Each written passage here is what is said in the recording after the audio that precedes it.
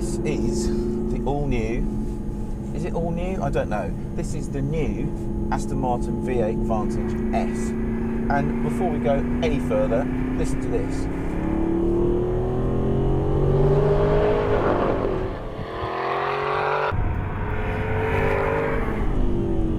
Because quite frankly, there, in a nutshell, is what this car is all about.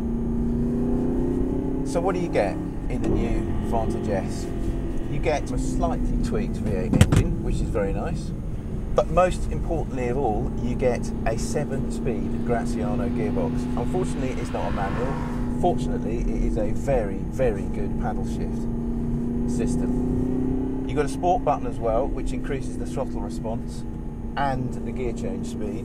And really, there is no way you would ever want a manual gearbox ever again after you've experienced how good and how quickly this gearbox shifts. It really is. And I don't say this lightly, just about as good as it gets in terms of the gearbox. Look at that. The thing is, it's so smooth as well as being really, really quick.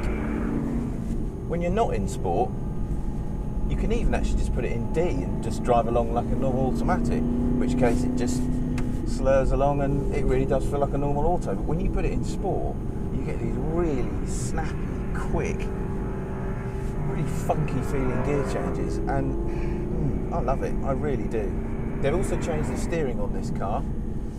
They've made the rack a bit quicker, not to the point where it feels neurotic, that would be a mistake, but it definitely feels more alert. The turn-in is sharper.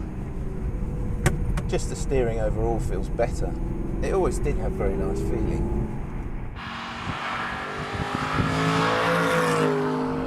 The brakes are better too. They're not carbon ceramics, they're still steel, but there's a bit of aluminium in there as well, just to make them a bit lighter, but the discs are much bigger and it really stops properly.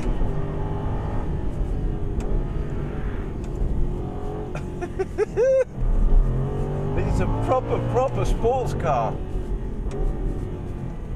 How much does it cost? £102,000. There's one problem with that price, and that is that you can get a 911 turbo for not a lot more money.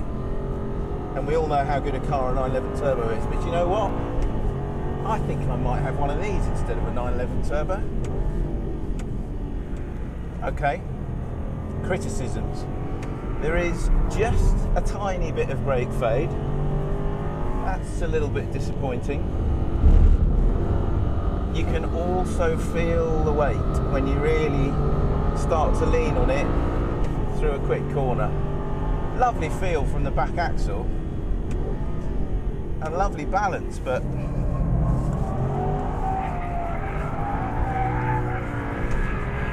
you can just feel, I think it weighs, it can't be far off 1,700 kilograms. I don't actually know how much it weighs, but okay, there you go. I don't know how much it weighs, but it feels like it weighs about 1,700 kilograms. It might be a bit less, but there's just this kind of slightly unchecked sensation of sway when you get really near the limit that you could do without. But I mean, this is a road car and I'm going absolutely bananas on a track in it. That's a very small criticism really overall. I love this car, I really do. I think it's fantastic.